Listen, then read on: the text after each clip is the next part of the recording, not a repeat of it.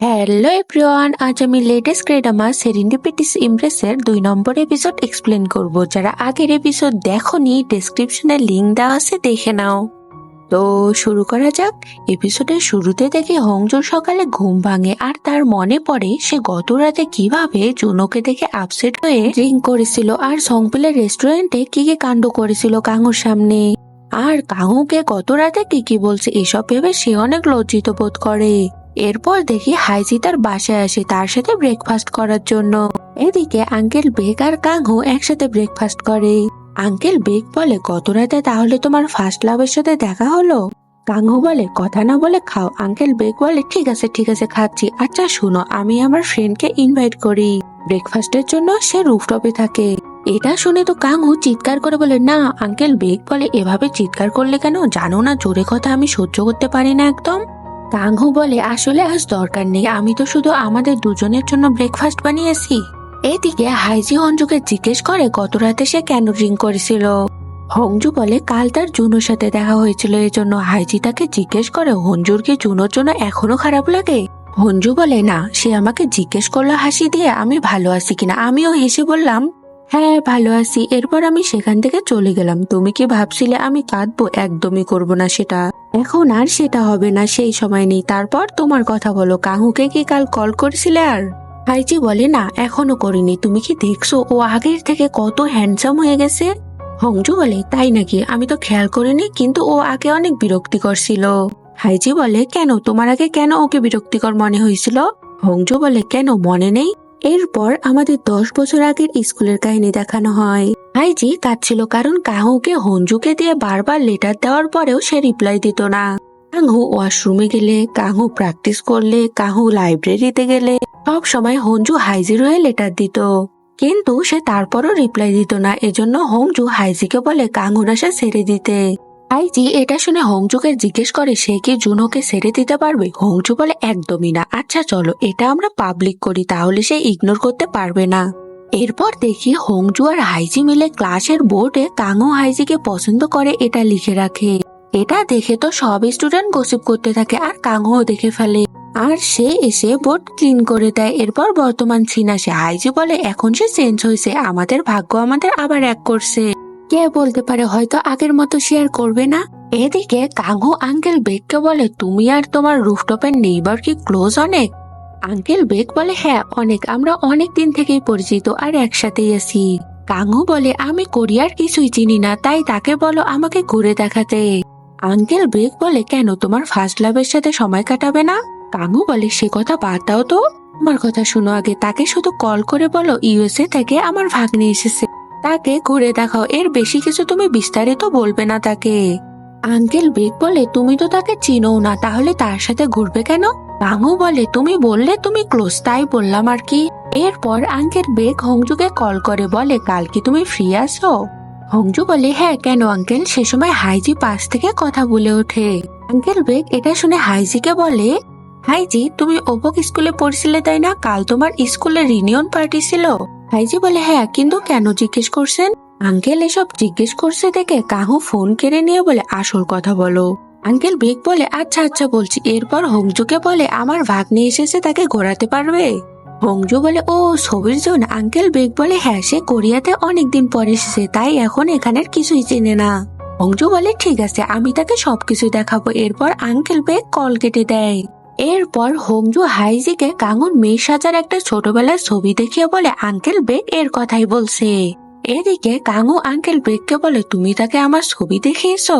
Uncle bake বলে, হ্যাঁ। কাঙ্গু বলে, কেমন ছবি? এরপর আঙ্কেল কাঙ্গুর মেয়ে সাজার ছবি দেখিয়ে বলে, এটা দেখিয়েছি। কাঙ্গু বলে, তুমি এটা কেন দেখিয়েছো আর এটা কোথায় পেয়েছো আর নিজের কাছে রাখছো বা কেন? আঙ্কেল বেক বলে, হ্যাঁ, কারণ আমি এরকম একটা মেয়ে চাই তাই। এরপর আঙ্কেল বেক হাইজিকে মেসেজ করে হাইজিকে কাল আসতে বলে, কারণ সে মনে করেছিল কাঙ্গু হাইজি যেহেতু একই স্কুলে পড়ছে, কাঙ্গুর ফার্স্ট লাভ হয়তো হাইজি।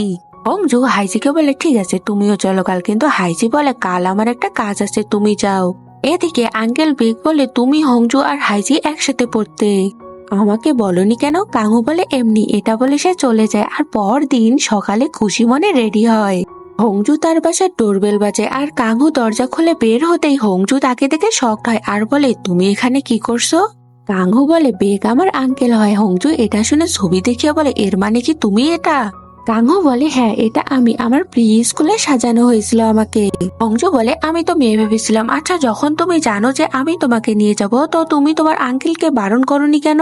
কাঙ্গু বলে আমি কেন বারণ করব, আর এমনিতেও আমি কিছু চিনি না তাই তাই তুমি আমাকে সব ঘুরে দেখো, এতে তুমিও এনজয় করবে। হংজু বলে আমি এসব করতে পারবো না, এটা বলে সে চলে যেতে ধরে। কিন্তু কাঙ্গু তাকে আটকে ধরে আর বলে তুমি কাল পার্টিতেও আসুনি, আর আসলে তো ড্রিঙ্ক করে আর আঙ্কেলকে প্রমিস করে ভঙ্গ করছো, এখন আমাকে নিয়ে যাচ্ছ না। হংজু এটা শুনে বলে আচ্ছা আচ্ছা ঠিক আছে যাচ্ছি যাচ্ছি। এরপর কাঙ্গু খুশি মনে গাড়ির সামনে আসে আর হংজু হাইজিকে কল করে আসার জন্য, কিন্তু হাইজির ফোন তখন ওয়েটিং ছিল। কল কাটার পর হাইজি হংজুকে কল করতেই যাবে, কিন্তু তখন তাদের স্কুলের টিচার এসে হাইজিকে কোথাও যেতে বলে। আর এই স্কুল টিচার হাইজির বাবাও ছিল। এদিকে হংজু কাঙ্গুকে বলে তুমি কোথায় যেতে চাও? কাঙ্গু বলে তুমি যেখানে নিয়ে যাবে যাও, আমার কোনো সমস্যা নেই। হংজু বলে ঠিক আছে। এরপর হংজু কাঙ্গুকে একটা পার্কে নিয়ে আসে। এরপর সেখানে সব রাইডে উঠে ছবি তুলে আর অনেক এনজয় করে। এরপর হংজু হাইজিকে কল করে কাঙ্গু তার সাথে আছে এটা বলার জন্য, কিন্তু হাইজি তো কল রিসিভ করে না। আর হংজু দেখে কাঙ্গু রাইডে ওঠার জন্য মাথা ঘুরছিল তাই একা বসেছিল। এদিকে হাইজিকে দেখি তার বাবার সাথে ট্রেকিং এ এসেছে আর তাদের সাথে কিউনতাইও ছিল। আর কিউনতাই হলো সেই ছেলে যে হংজুর সাথে ব্লাইন্ড ডেটে গিয়েছিল। এরপর দেখি হংজু কাঙ্গুর মাথা ঘোরার জন্য রিং আনে। আর তার পাশে বসে কাঙ্গু বলে তুমি কি ক্লান্ত? হংজু বলে হ্যাঁ অনেকদিন পর এমন ট্রিপে আসলাম, কিন্তু আমি অনেক এনজয় করেছি, এজন্য তোমাকে ধন্যবাদ। এরপর তারা রামেন খেতে যায় আর বাজি ধরে যে আগে রামেন শেষ করবে তার ইচ্ছে অপরজন পূরণ করবে। আর বাজিতে হংজু জিতে যায় আর হংজুর ইচ্ছে মতো একটা জোশেন এরিয়ার মতো জায়গায় আসে তারা। আর তারা সেরকম ড্রেসও পরে। আর হংজু তো এখানে এসে অনেক খুশি, আর হংজুকে এত খুশি দেখে কাঙ্গু স্মাইল করে। এদিকে হাইজির বাবাকে দেখে তাদেরকে একটা মাউন্টেনে আনে আর বলে দেখো কত সুন্দর। হাইজি এত হেঁটেছে যে সে অনেক ক্লান্ত হয় আর বলে একটুও সুন্দর না। আর সেই সাথে পড়ে যেতেও ধরে আর কিউনতাই তাকে ধরে নেয়। আর কিউনতাই তো হাইজিকে দেখে কিছুটা ক্রাশ খেয়েই বসে। এদিকে কাঙ্গু তো হংজুর ছবি তুলতে তুলতে টায়ার্ড হয়ে যায়। আর সেই সময় হংজুর ফোনে একটা কল আসে আর হংজু কাঙ্গুকে বলে এই কল পিক করবে না ঠিক আছে, কারণ জুনও কল করেছিল। হংজু বলে আচ্ছা ঠিক আছে দাঁড়াও, এবার আমি তোমার ছবি তুলে দিই। এরপর কাঙ্গু দাঁড়ায়, হংজু তার ছবি তোলে। হংজু তো কাঙ্গুর ছবি তুলতে গিয়ে পড়েই যায়। আর কাঙ্গু এটা থেকে হাসতে থাকে। আর তারা ঘুরতে ঘুরতে তো রাতেই হয়ে যায়। এরপর তারা বাসা আসার জন্য রেডি হয়, কিন্তু তখনই বৃষ্টি শুরু হয়। এরপর তারা গাড়িতে উঠে। হংজু নিজের ছবি দেখে বলে আমার ছবি তো অনেক সুন্দর করে তুলেছো, আমাদের অনেক দিন পর দেখা হলো আর আমরা কিন্তু আজ অনেক এনজয় করেছি।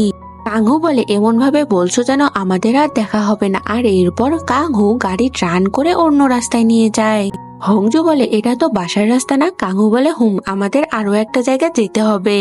দিকে দেখি হাইজি তার বাসার সামনে দাঁড়িয়েছিল আর দেখি তার বাসায় জুনও তার বাবা মার সাথে দেখা করতে এসেছে। জুনও হাইজির বাসা থেকে বের হলে হাইজিকে জুনও বলে তুমি বাইরে আসো কেন, আর তুমি কি জানো হংজু আমার কল পিক করছে না কেন? হাইজি তো অনেক রেগেছে আর বলে ওকে আবার ডিস্টার্ব করার কি মানে? তুমি কি ভুলে গেছো 3 বছর আগে তুমি ওকে ছেড়ে গিয়েছিলে, আর এখন তুমি ওর আশেপাশে যাওয়ার চিন্তাও করো না। জুনহো হাইজির কথা শুনে বলে তোমার পার্সোনালিটি তো অনেক সুন্দর, আমার ভালো লেগেছে কিন্তু। এটা বলে সে হাসতে হাসতে চলে যায়। হাইজি বলে এ তো একটা সাইকো। এদিকে কাঙ্গু হংজুকে দেখি হান রিভারের পাশে এসেছে। হংজু বলে তুমি আমাকে এখানে আনলে কেন? তুমি কি এখন খেতে চাও নাকি কিছু এখানে? কাঙ্গু বলে না, আমি এখানে একটা জিনিস দেখার জন্য এসেছি। আর দেখেও নিলাম। আর সে হংজুর কথা মনে করে। হংজু তাকে বলেছিল ফার্স্ট লাভের সাথে দেখা করা উচিত নয়। কাঙ্গু হংজুকে বলে কাল রাতে তুমি যা দেখতে বারণ করছো আমি সেটাই দেখলাম। হংজু ভাবে সে হয়তো কাঙ্গুকে গত রাতে আরো উল্টাপাল্টা কিছু বলেছে, তাই সে বলে আমি বুঝেছি তুমি কি বোঝাতে চাও। কাঙ্গু হাসতে থাকে আর ভাবে হংজু তো তার কথার মানেই বুঝেনি। হংজু বলে আঙ্কেলের এই গাড়ি তো আমি আগে দেখিনি, এটা অনেক সুন্দর কিন্তু। আর সে গাড়ির বাটন প্রেস করে, সিট নিচু করে আর এরপর আর একটা বাটন ভুল করে প্রেস করে আর গাড়ির জানালা খুলে যায়। আর বৃষ্টির পানি তার দিকে আসতে থাকে। হংজু বুঝতে পারছিল না সে কি করবে, তাই কাঙ্গু তাকে হেল্প করার জন্য তার ক্লোজ হয়। এরপর তারা একে অপরকে দেখতে থাকে। হংজু বলে তুমি নিজের সিটে বসো, এখন আমাদের বাসা যাওয়া উচিত। এরপর তারা বাসা আসে আর বৃষ্টির জন্য দৌড়ে বেলকনিতে আসে। আর কাঙু দেখে হংজুর গায়ে পানি পড়ছে, তাই কাঙু হংজুকে তার ক্লোজ আনে। আর এতে তারা দুজনই লজ্জা পায়। হংজু সেখানে থাকা ছাতা নিয়ে বলে, আমি আমার রুমে যাই এখন। কাঙু বলে, আমরা কি ফ্রাইড চিকেন খেতে পারি একসাথে? হংজু বলে, কেন না। এরপর সে তার রুমে যায়। কাঙু তার রুমে এসে ভাবে, এসব আমি কি করছি, আমি অনেক প্যাথেটিক হয়ে গেছি।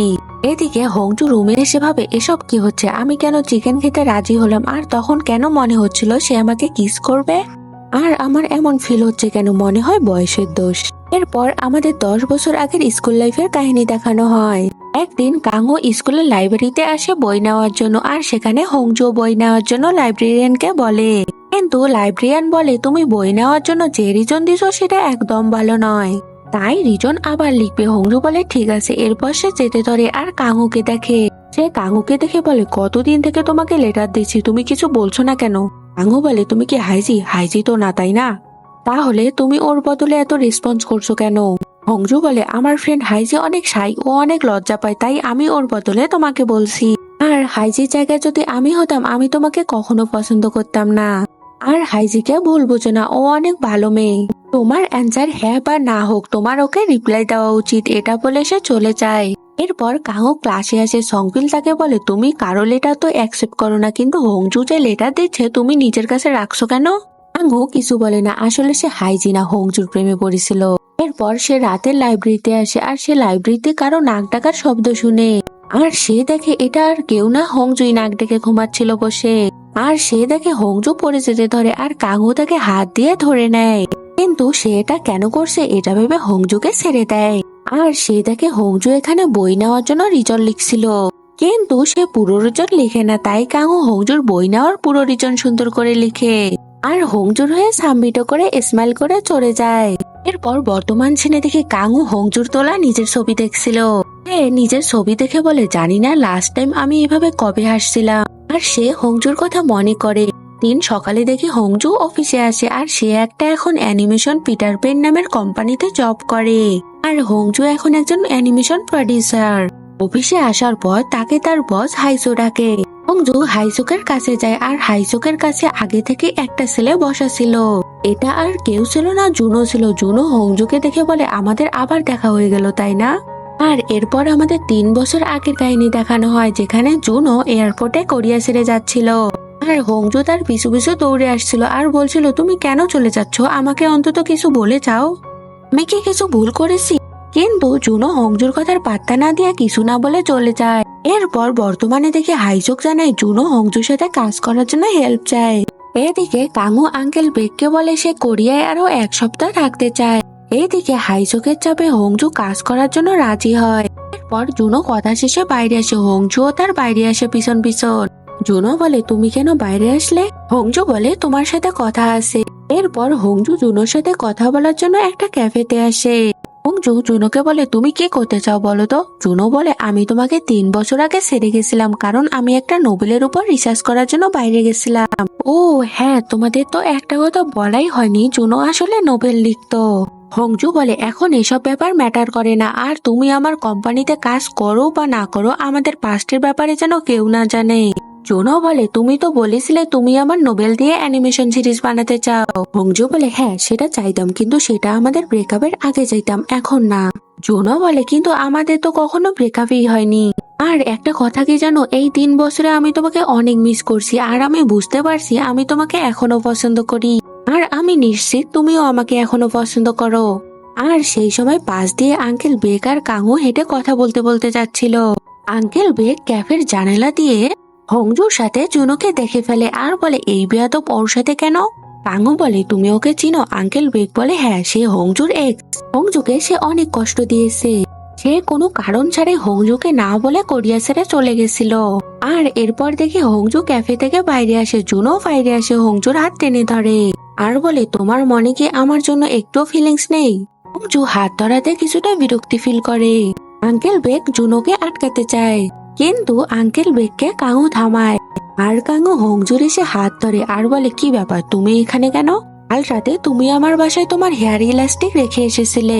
হংজুও কাঙুর এমন বিহেভিয়ার দেখে বলে, ও হ্যাঁ, আমি রেখে এসেছিলাম, ওটা তো আমার ফেভারিট ইলাস্টিক। আচ্ছা চলো এখন একসাথে খাই। আর তারা এমন বিহেভ করে যেন তারা গার্লফ্রেন্ড আর বয়ফ্রেন্ড। এরপর তারা সেখান থেকে হাত ধরে চলে যায়। আর এখানেই 2 নম্বর এপিসোড শেষ হয়। নেক্সট এপিসোডের জন্য চ্যানেলটি সাবস্ক্রাইব করে বেল আইকনটি বাজিয়ে দাও।